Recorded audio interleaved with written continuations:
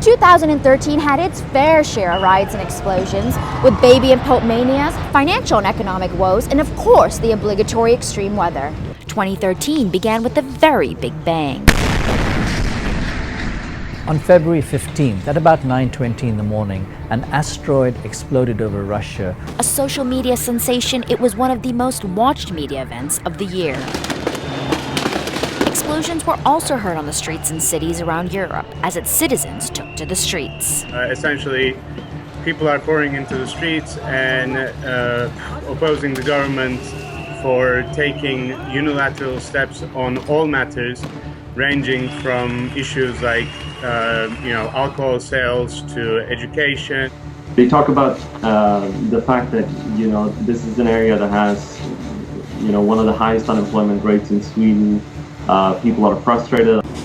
Thousands of Ukrainians have camped on the capital Kiev's central square.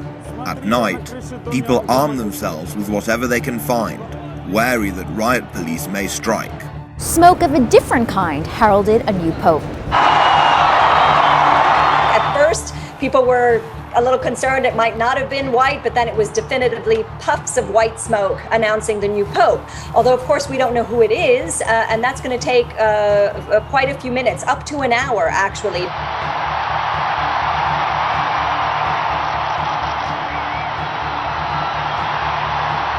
And crowds flocked outside a London hospital as royal baby mania spread across the globe. The gods were coming down with thunder and lightning, and I said to my friend, Catherine's in here.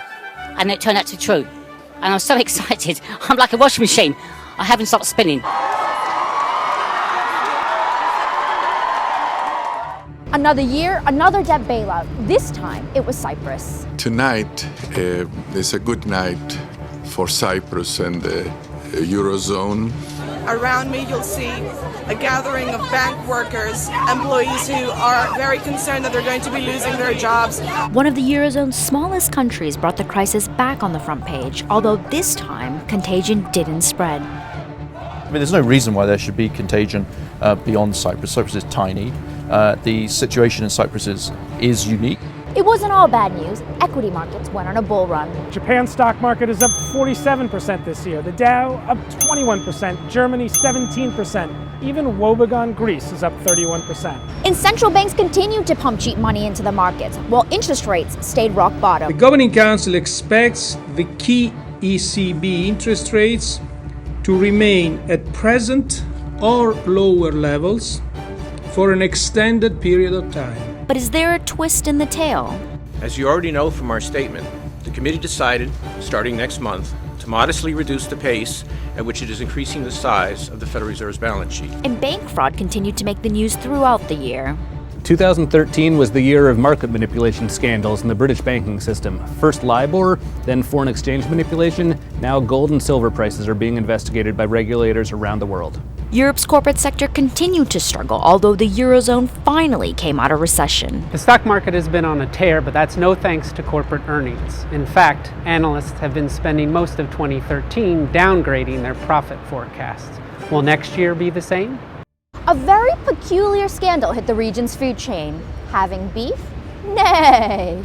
Horse meat is showing up in frozen food in more and more countries. No one has the right to indicate as beef something which is not beef.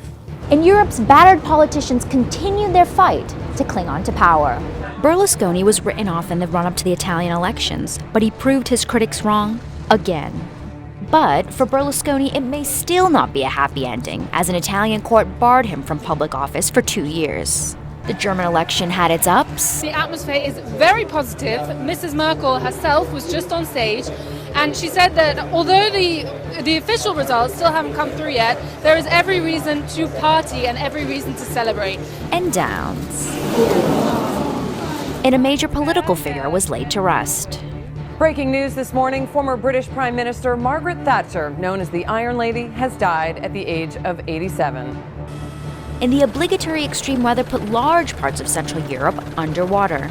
Personal relationships also turned stormy after it was claimed that the U.S. had been spying on European leaders. while former intelligence operative Edward Snowden became a fugitive as he first hid in a Russian airport for weeks before claiming asylum. And despite the ongoing Eurozone woes, the region's auctions houses witness a frenzy of record prices for jewels and art, while a treasure trove of looted Nazi art was unearthed in a Munich apartment. How many times can we win and lose? How many times can we break the rules between us? And no matter what happens in Europe, one thing is for certain. We'll always have a Eurovision Song Contest winner, and this year it was Emily de Forest. Only teardrops, only teardrops.